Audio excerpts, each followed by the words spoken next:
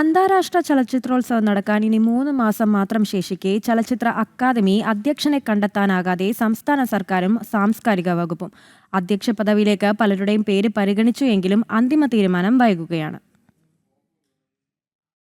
ലോകമെമ്പാടും ശ്രദ്ധയാകർഷിക്കുന്ന കേരളത്തിലെ സാംസ്കാരിക പരിപാടിയായ അന്താരാഷ്ട്ര ചലച്ചിത്രോത്സവം നടക്കാൻ ഇനി 3 മാസം മാത്രം ശേഷിക്കെ ചലച്ചിത്ര അക്കാദമി അധ്യക്ഷനെ നിയമിക്കാത്തത് അനിശ്ചിതത്വത്തിന് കാരണമാവുകയാണ്. ചലച്ചിത്രോത്സവത്തിന് പ്രദർശിപ്പിക്കേണ്ട സിനിമകളുടെ തിരഞ്ഞെടുപ്പും മറ്റ് അനുബന്ധ പ്രവർത്തനങ്ങളും നടക്കേണ്ട സമയം ഇതിനോടകം തന്നെ അതിക്രമിച്ചിരിക്കുകയാണ്. മാത്രമല്ല, ജൂറികളെ അടക്കം തിരഞ്ഞെടുക്കേണ്ട പ്രധാന കടമ്പ ഇപ്പോഴും നടന്നിട്ടുമില്ല. UDF സർക്കാരിന്റെയും സാംസ്കാരിക വകുപ്പിന്റെയും ഉദാസീനത മൂലം ചലച്ചിത്ര അക്കാദമിയുടെ പ്രവർത്തനം താളം തെറ്റിയിരിക്കുകയാണ്. ഡിസംബർ മാസം 7 ദിവസം നീണ്ടു നിൽക്കുന്ന ചലച്ചിത്രോത്സവത്തിൽ 20-ലധികം തിയേറ്ററുകളിലായി 80-ലധികം രാജ്യാന്തര ചിത്രങ്ങളാണ് പ്രദർശിപ്പിക്കുന്നത്.